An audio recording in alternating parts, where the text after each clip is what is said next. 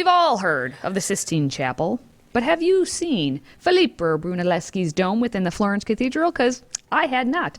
But I'd like to see it in person someday because I took a look at some photos and they are beautiful. The construction is simply magnificent. At the time of its design, it was actually the largest dome in the world. In 1296, you have to imagine the competition. The dome was 150 feet wide and 180 feet above the ground.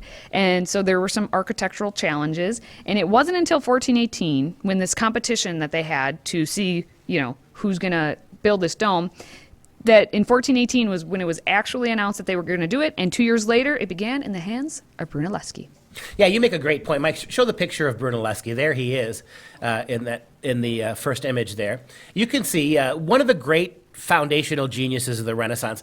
Everybody knows Da Vinci and Michelangelo, the mutant ninja turtle version, right? Everybody knows Raphael and Donatello, but not enough people recognize the genius of Brunelleschi, one of the great architects. He actually set architects, he pulled architecture, the great achievements of architecture from the Middle Ages and from the Roman period, and put them right square in the Renaissance. In Florence, they had this wonderful building. Show the site. Imagine that beautiful building without the dome. And for a long time, there was no dome because nobody knew how to build it.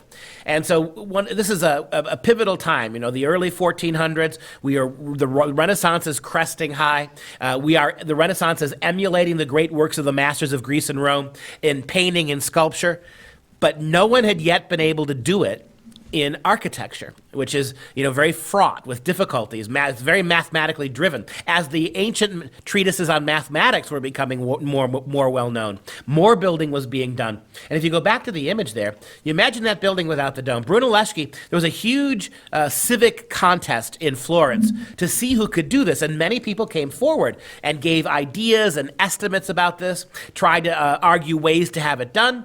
It was shocking that the way that Brunelleschi did this was pretty staggering. It was finally completed in 1436, and the architectural achievement. If you get a chance to go and look a little bit deeper in this, Mom, this is a great opportunity, Mom, if you're home with the kids, to incorporate a little math education with a little artistic education. Go ahead and look up the specifics of how Brunelleschi found a way to construct this dome. At the time, it was the largest dome in the world. Prior to this, it was the Pantheon in Rome. About 1,400 years earlier, the Pantheon had been built, and this was a huge step forward. In fact, up until about 2006, this was the biggest dome in the world, because in 2006, in India, a bigger one was built for a temple, the Global Vipassana Pagoda, which is twice as large as the previous largest stone dome. Well, I would still say this one's more beautiful, because at the time, could you imagine, that's what I like to do anytime I look at the history and look at architecture. Put yourself in their place at that time with the tools they had, the knowledge they had, the people they had to help them, to be able to create something so beautiful like that in 150 feet wide, 180 feet above ground, to be able to even conceptualize that, much less make it happen, is simply remarkable. Well, and there were no hydraulics, there were no electric cranes, there were no pneumatic drills. I mean, all of this had to be done by really old-fashioned hoist and joist technology. It was really amazing. Mike, show the view of the inside of the dome. And of course, the painters they got together and they just paint. You can see the oculus there at the very top where the light comes in. You just get a sense of that, the eye, the opening. But you can see all the beautiful frescoes, all the beautiful painting that had been done on the inside. And isn't that done by the scenes from Dante? I believe partially. Some of the scenes are. So, yeah. If you've ever read any Dante, then to be able to go there and look at that is just, it's simply remarkable. And you could just sit there and probably stare at it for hours and still be like, oh. And Dante, of course, was another great, about a generation, 100 years before Brunelleschi, you had Dante writing the Divine Comedy.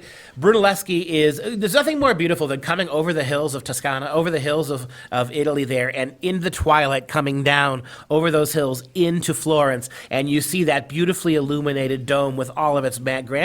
One of the great architectural wonders of the world, especially given how many people had put their minds to trying to get it done.